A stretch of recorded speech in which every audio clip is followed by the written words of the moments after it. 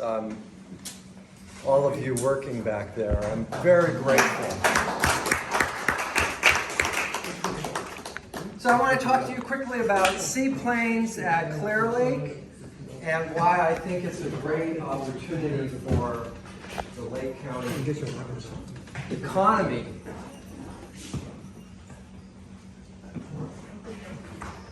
I want to talk briefly about the history of seaplanes at Clearlake going back to the 1930s through the present.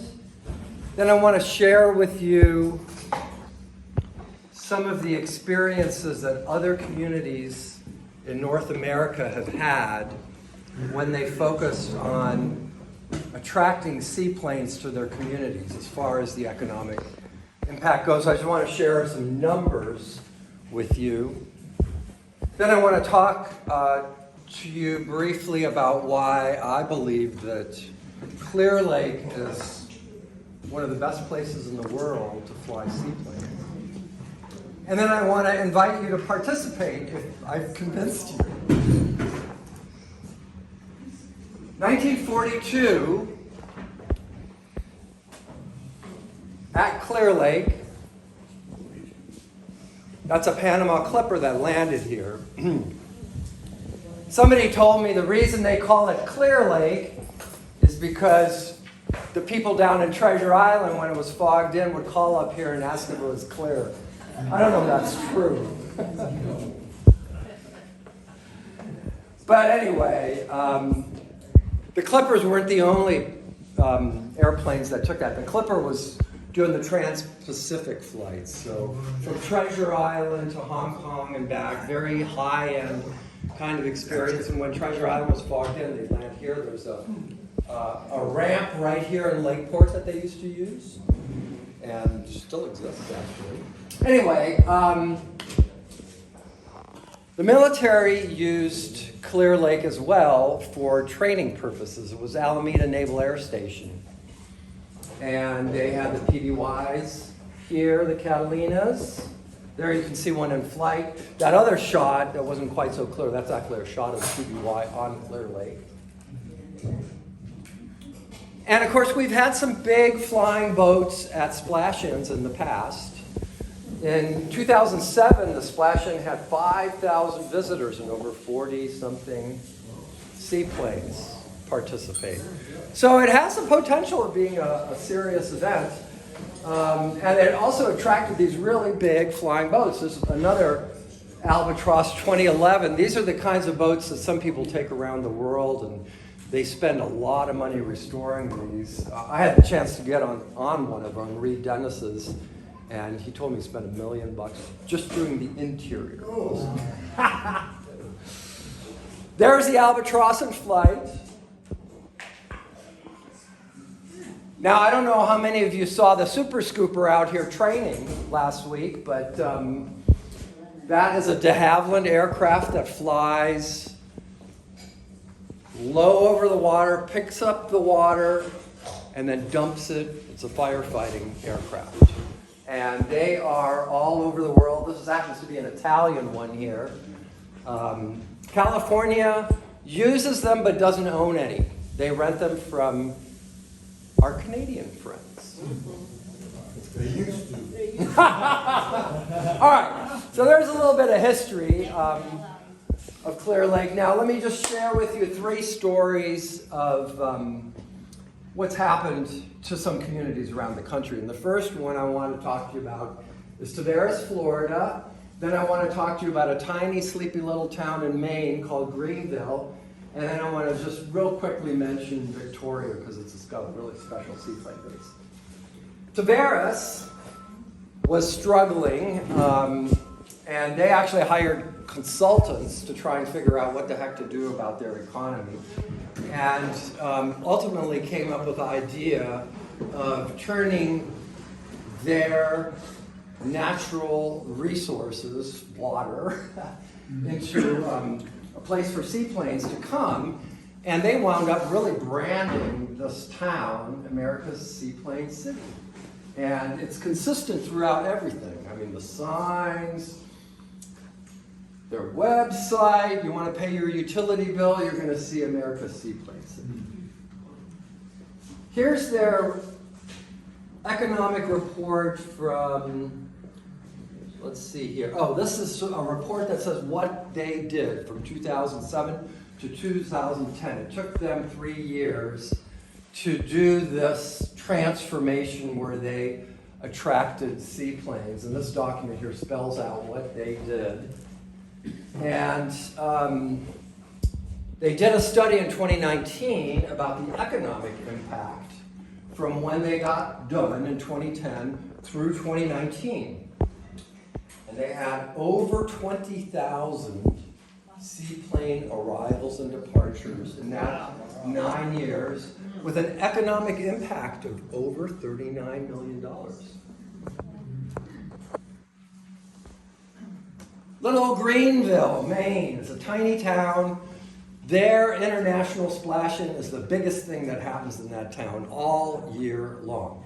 They've been doing it since '73, and they attract seaplanes and seaplane pilots from all over the world. I wasn't able to find any recent studies, but I did find one from 2013, which indicated that their splash-in contributed over $1 million each year for the local economy during that event weekend, benefiting the local businesses, the hotels, and the restaurants. And the impact of the seaplanes wasn't just during that event, but these people came back other times a year, which is sort of handy because sometimes these seaplane people come back in off-season times, you know? And anyway, there's Victoria. I love it because I've flown over it and photographed it from there. And of course, it's a huge city, Victoria, British Columbia. But there is a study on the impact of seaplanes in Victoria, and believe it or not, it's $70 million a year. A year, right? So that's a couple pieces about economic impact. Why do I say that Clearlake is such a marvelous place? And there must be a reason if there's been seaplanes here since the 30s, right? Well, one reason is because it's a giant lake. It's big enough for the largest flying boats in the entire world. 68 square miles, over 100 miles of shoreline. The other thing is we've got great weather compared to a lot of places where people fly seaplanes. And our altitude, just a little over 1,300 feet, is really very good for seaplanes. Up in Tahoe, over 6,000 feet, aircraft performance decreases with altitude. If you land in Tahoe, and you can land there with a seaplane that's underpowered, you're not getting out if your engine's not strong. You're going to be stuck, at least until it gets cold enough. And even then, you might be hauling it out because the density of the air is less, aircraft performance decreases. We've got great density here at 1,300 feet. Another reason it's a great place for seaplanes is there really is a lot of seaplane owners. There are a lot of seaplane owners within a 1 day's flight here. So if we have the infrastructure to make it attractive for them, we've got a shot at having some people come here. One other really great thing is that we do have seaplane instruction talent nearby, which means skilled teachers of flying seaplanes. Because to fly a seaplane, you need a separate rating in addition to your pilot's license. So you need a rating for a single engine seaplane, and if you want to fly one with 2 motors or 4 motors, well, you're going to need a multi-engine seaplane rating. Well, we've got some of the best seaplane instructors in the entire world here, single and multi. Now, mind you, they don't hang around California all year long.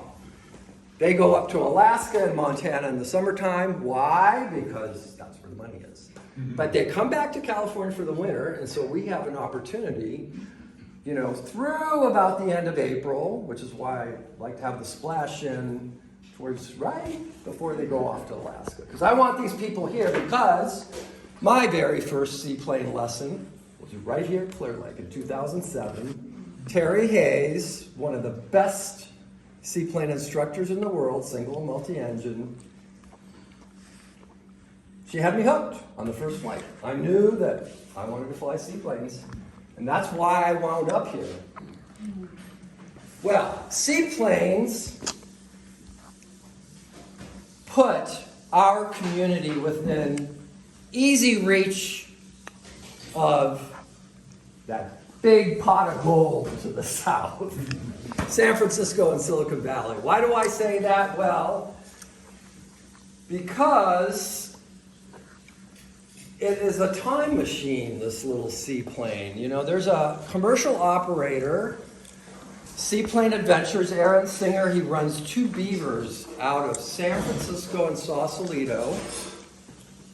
And he'd be delighted if we had good infrastructure to bring his airplanes up here. What does he do now? Because he's got the demand. He's told me that. He says, I do bring people up. I go use the Skylark docks when they're available. But I need to give up a second seat in my airplane to safely dock at those Skylark boat docks. Because they're not designed for a big airplane like a Beaver. He would be thrilled if there was a seaplane dock somewhere here. Central Lakeport would be nice. Anyway, some of these individuals that have a lot of money don't come to Lake County because it just simply takes too much time. How many of you can make it to San Francisco in 2 hours and 15 minutes? Good. So that gives us what? A round trip would be about what? 4.5 hours, yeah. If you don't hit traffic, right? But any less than 4.5 would really be pushing it. Wouldn't you agree, Mike? Yeah. So a Beaver takes 40 minutes. So your round trip is an hour and a half. So that makes it a viable thing for somebody who really highly values their time. And the demographics of seaplane owners and of the people that pay for a seaplane ride are attractive. I mean, the owners, we know most of them have a little extra spare change because, well, I've done a little research on this subject, and the information is there for anybody that might want to know. But the passengers also, people that are willing to pay for a seaplane ride up to Lakeport, they generally have got a little bit of disposable income too, and they're willing to spend it. So, seaplane visitors can boost Lake County tourism revenue and generate year-round activity because these people want to get out of the urban area, even if it's just for a brief thing, you know? And it will create jobs if it's properly developed. That's what happened in Tavares. I mean, property values went up. New hotels were put in, new restaurants went in, jobs were created. So yeah, property value. And there's no reason this all has to be financed by government. I mean, it can be a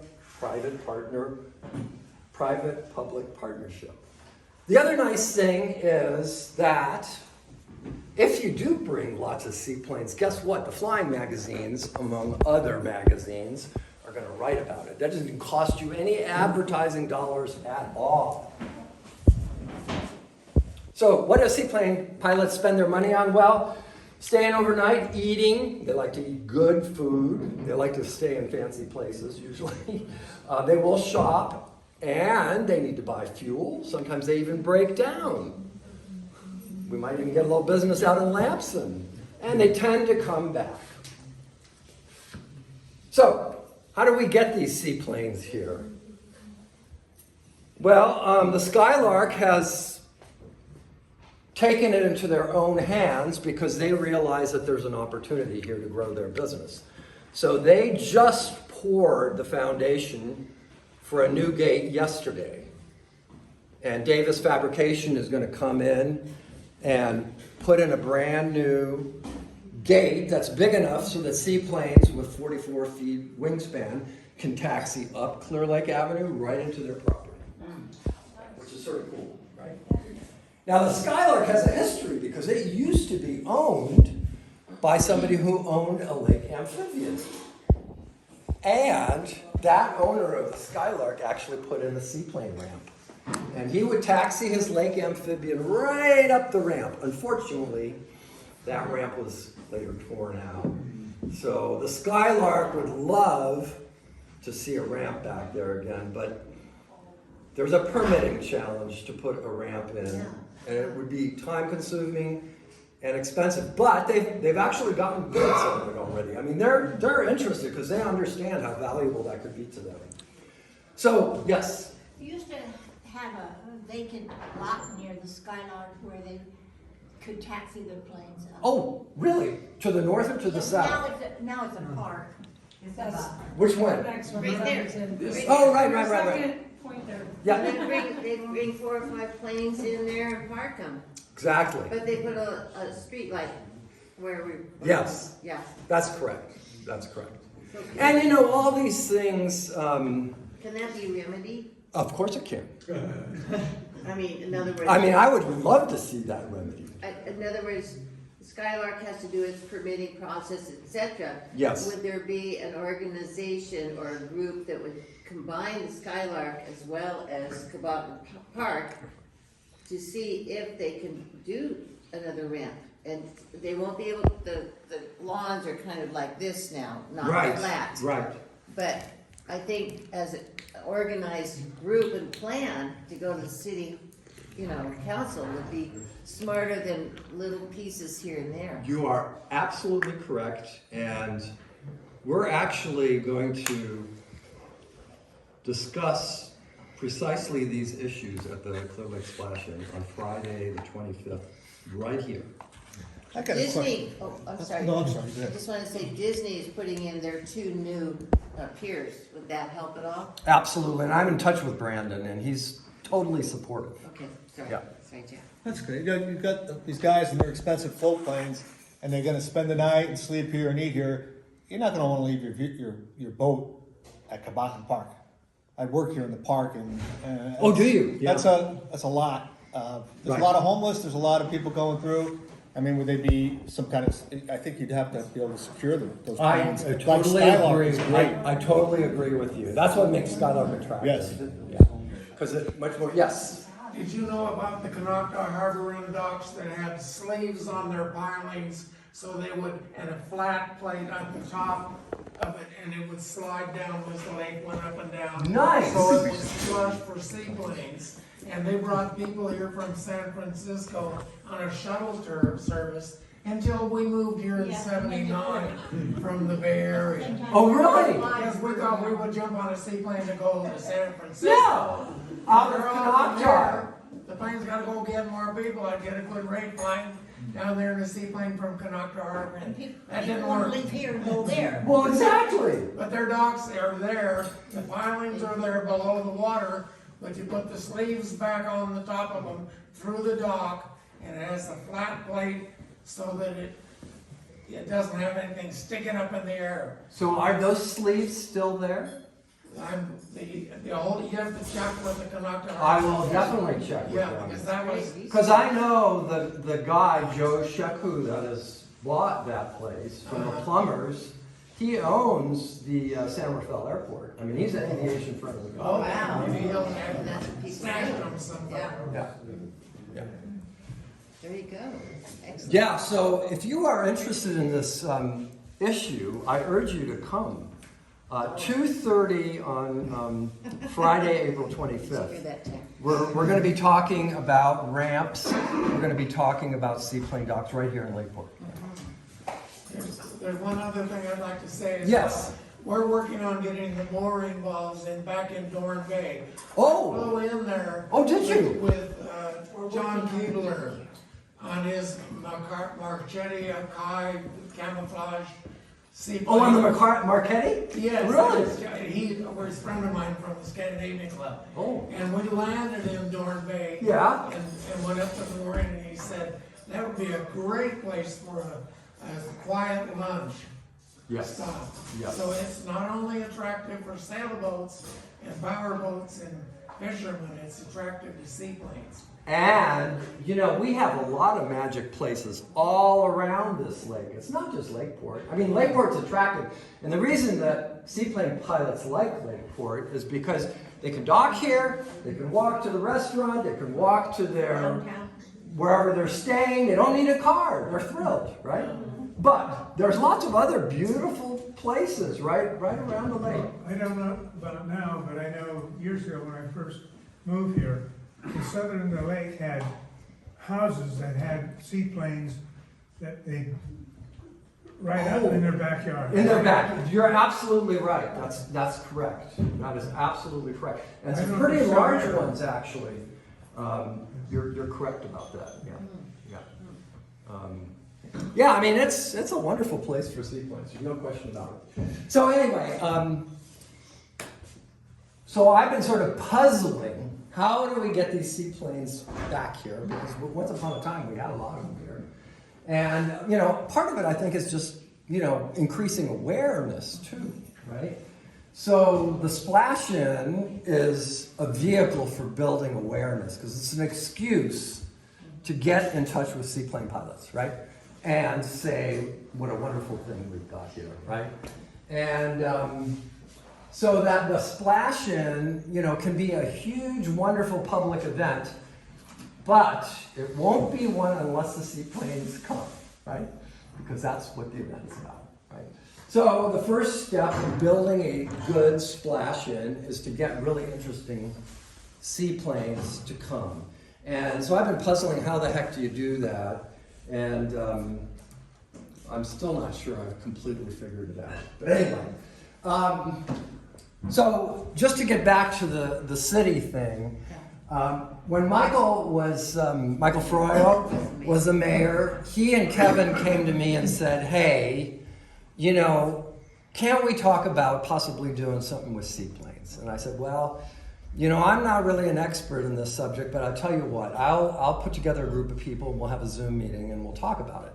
So back in October 29th, we had Kevin and Michael, and then we had two really experienced seaplane pilots. Walter Windus is actually the founder of the Clearlake Splash-In. He's in his 80s now, but he's still got a seaplane, 172. He is an amazing man. He is partners in Fraser Lake Airport, which is near Hollister. And since he's a partner in that private airport and he loves seaplanes and he hates seaplanes with wheels, he likes straight float seaplanes. He said to his partners, we have extra land. I want a water runway. And guess what? He put it in. And it's there now. So if you've got a seaplane, you can land in Fraser Lake. And Frankie Rodolfi, he's the president of the EAA, that's Experimental Aircraft Association chapter in Oakland. And he flies a really cool Brazilian airplane called a Super Patrel, which is a biplane. It's a flying boat, but it's a biplane, runs with a Rotax engine. And so he was involved too. And then we had PJ Racine, local guy here who owns the dock factory. So we had a little discussion, you know, we talked, you know, docks, ramps, all that kind of stuff. And we came to the conclusion that docks are going to be a lot faster than ramps just because of all the permitting stuff. We might love to have a ramp here someday, but there's a lot of issues, like you pointed out, you know, security, permitting, all these kind of things need to be worked out. Anyway, I realized that I just didn't know much at all about this subject. And it turned out that there was the largest gathering of marina vendors. That means marina builders, people that sell stuff to marinas, blah, blah, blah, taking place like a few weeks after the Zoom, well, a month and a half after the Zoom call. And since I'm working on another seaplane project here at the lake, I thought to myself, I should go, because I just brought a seaplane across the country, and I had to land, and one without wheels, so all the landings were in water. So I had to land and get fuel at marinas. So I knew that marinas are a big part of this puzzle, you know? So I went to this trade show, and there were 200 vendors there. Literally all the big players were there. And plus it was a natural, it was fun. And lots of interesting presentations on how can marinas make money, right? Because you're going to do a private marina, that thing's got to make money, otherwise your investors are not going to be interested. So I met some marina builders there, and I told them about Lakeport, and I said, look, this is a small town. I don't know if you'd be interested, you know. I mean, if we did a dock, it wouldn't be very big. And believe it or not, the very largest marina builder in the world, Bellingham Marine, said, we're interested. Nice. We'll come to Lakeport. We'll make a presentation. So, that was very encouraging. So in March 4th, I did a presentation to the City Council to talk about whether or not there's any interest here, really. And because Michael was no longer mayor, Kim Costa's mayor now. Kevin has been stalwart supporter of this project. He knows what the economic impact could be. And so I said, well, hey, you know, could I just show up and make a quick presentation and so forth? And that was March 4th. Oh, you can share. No, it's okay. Oh, okay.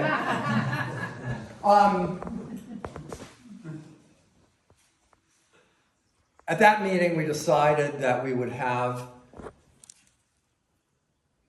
the marina builders make a proposal to the city. So the city committed to participating in one Zoom call with the builders, which took place a week ago. So Kevin was on that call, Bellingham Marine was on that call, Seaflex, which is the Swedish leading world-class anchor vendor, because you don't want pilings really, if you can avoid it for seaplanes, you want anchors. And Blue Water Marine. They all participated along with 4 pilots. And we talked about things like, what kind of material do we use? Are we going to use floating concrete? Are we going to use aluminum? Are we going to use wood? Are we going to use polyethylene? You know, where the heck do we put it? How do we finance it? All these kind of issues, right? Bottom line, though, was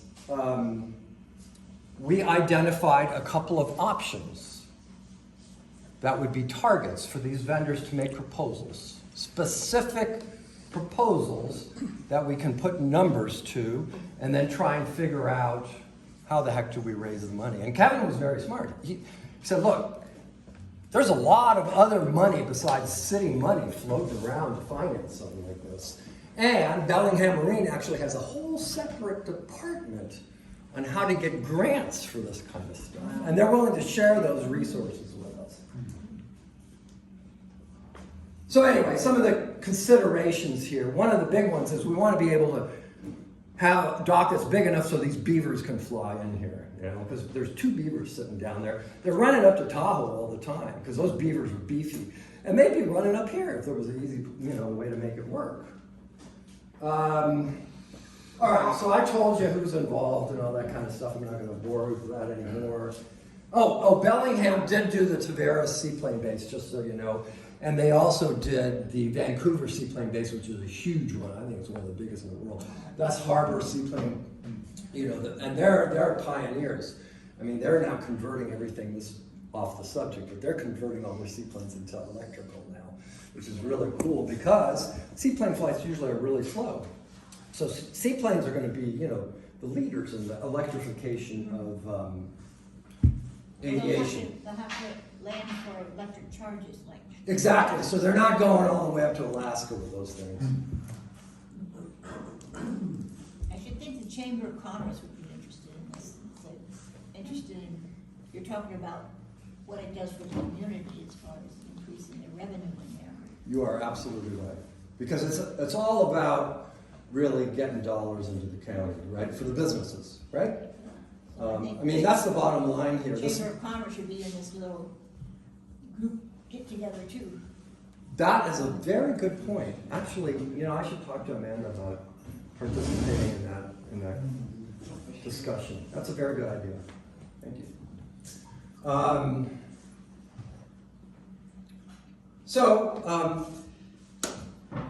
The Splash-In, unfortunately, hasn't had a lot of participation lately in the last couple of years. And part of that was just because it was no longer run by seaplane pilots. And see, Maybe COVID had an issue. well, COVID was a problem, but it started its decline in 2012. So what happened was there was a guy named Chuck Kimes who was an airline pilot, and he also was an instructor in those big Albatross airplanes that I told you about. Well, Chuck was an amazing organizer, and he had the respect of seaplane pilots, right? And he was a hard-driving son of a gun, too. But he talked me into getting involved in the Splash-In. Anyway, there he is, Chuck. American Airlines captain. And unfortunately, Chuck died in the Middle East flying a seaplane. Along with my first seaplane instructor, Terry Hayes' son. Really? Yeah. It was devastating. I mean, Terry was out of seaplane flying for years. She's recovered since then, thank God. But ever since Chuck died, well, the year after he died, there was a big Chuck Memorial Seaplane Splash-In. But after that, it slowly declined. How did he die? Was it Middle East? Was that a war? Airplane crash on takeoff. On takeoff. Oh. Yeah, I can send you the article if you're interested. Just give me your email, I'll send the article to you. So anyway, the doc presentation is going to be here. In fact, I really should have passed this around. I've got a couple here. I'll just pass these. Yeah. There's QR codes there for the program here. I can only give you a couple because I need a few of them for something else. Now you can just read that QR code with your phone, and that'll take you to the program. You'll see what's up with that. As long as I get some of these back, I can be liberal. Yeah, that'd be perfect because yeah.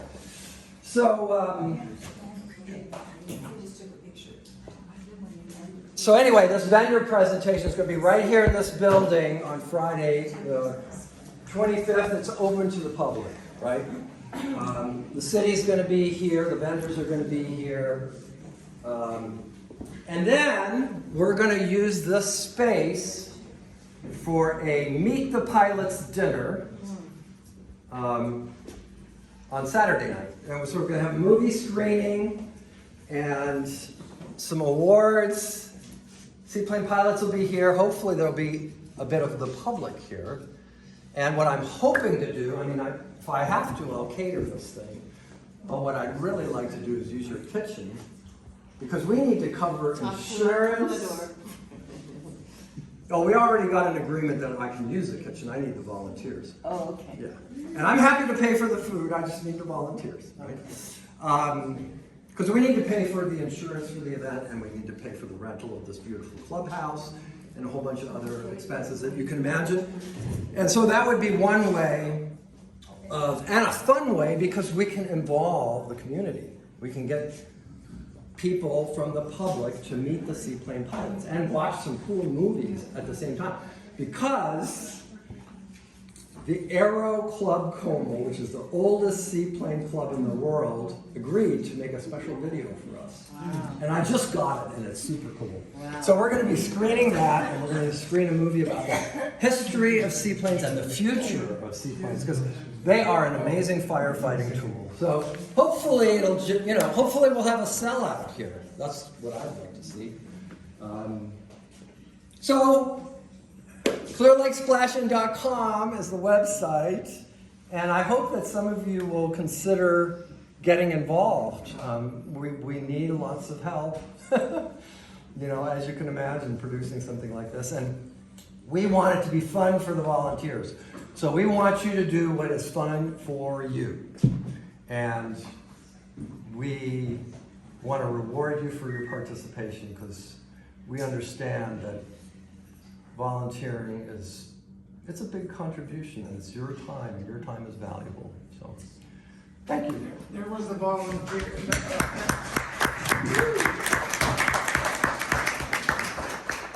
There was a vendor at a splash in and he had a camera and he would take a picture of your seaplane Oh. and then put it on a t-shirt. Oh, cool. And so I got one of those for John Keebler on his. Oh, did you? He was taxiing into the water. Oh, neat. Do you know who that was? Who the vendor is? Yeah. No, but he had a booth back by the road. Cool. What year was that? That was, I think I remember that. It was it one was of those. in one of the splash-ins. I would love to have somebody like that doing it. Yeah,